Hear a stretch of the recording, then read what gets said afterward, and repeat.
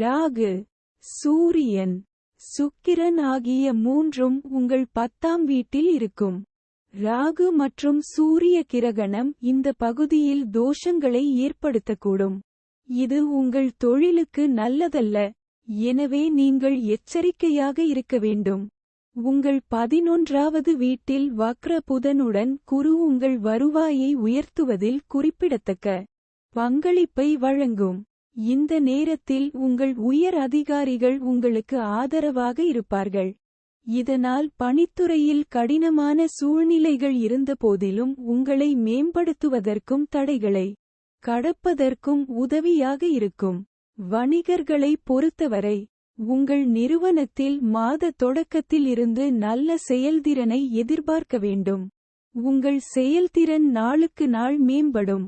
இது உங்கள் நிறுவனத்தின் சுறுசுறுப்பை அதிகரிக்கும் மற்றும் வளர்ச்சிக்கான வாய்ப்புகளை உருவாக்கும். புதன் மற்றும் குரு மாத தொடக்கத்தில் உங்கள் 5ஆம் வீட்டை பார்ப்பார்கள். இதன் விளைவாக கல்வியில் விதிவிலக்கான சாதனைகள் உண்டாகும்.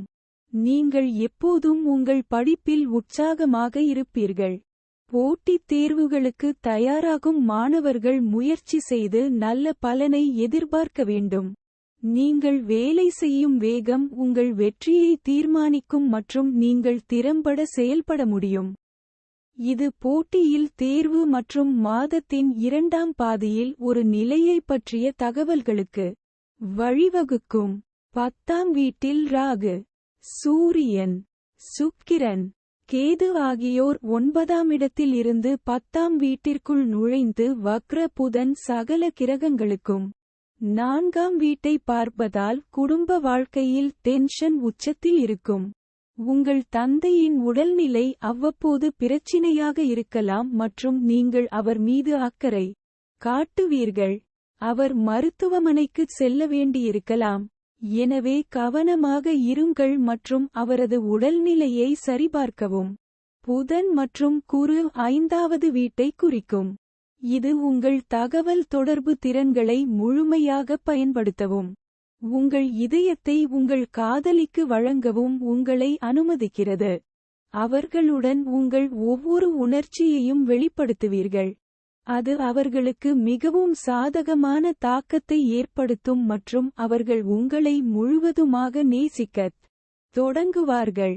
ஆனால் ஏப்ரல் 23 முதல் செவ்வாய் 10ஆம் வீட்டிற்குள் நுழைந்து 5வது வீட்டிற்கு வரும்போது சில சர்ச்சைகள் இருக்கலாம்.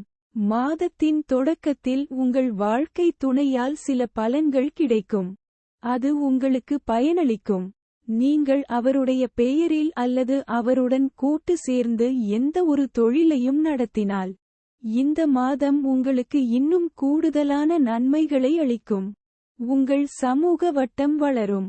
உங்கள் வாழ்க்கை துணை அன்பை காணலாம். மாதத் தொடக்கத்தில் குருவும் புதனும் 11ஆம் வீட்டில் அமர்வதால் 9ஆம் வீட்டில் இருக்கும். சனியும் 11ஆம் இடத்தை பார்ப்பதால் வருமானத்தில் நல்ல உயர்வு உண்டாகும். குரு இந்த மாதம் முழுவதும் இந்த வீட்டில் இருப்பார். உங்கள் நிதி நிலைமை வியத்தகு முறையில் மேம்படும். 9ஆம் வீட்டில் செவ்வாயும் சனியும் இணைவதால் 10ஆம் வீட்டில் ராகு, சூரியன், சுக்கிரன் இணைவதால் உடல் ரீதியான பிரச்சனைகள் வரலாம். உங்கள் தொடைகள் அல்லது கன்றுகளில் நீங்கள் வலி அல்லது காயத்திற்கு ஆளாகலாம். முதுகுவலியும் ஒரு பிரச்சினையாக இருக்கலாம். எனவே உடல் சோர்வை தவிர்க்கவும் நல்ல ஆரோக்கியத்தை பராமரிக்கவும் பணிகளுக்கு இடையில் சிறிது நேரம் ஓய்வெடுக்கவும். பரிகாரம்: தொழுநோயாளிகளை நீங்கள் கவனித்துக் கொள்ள வேண்டும்.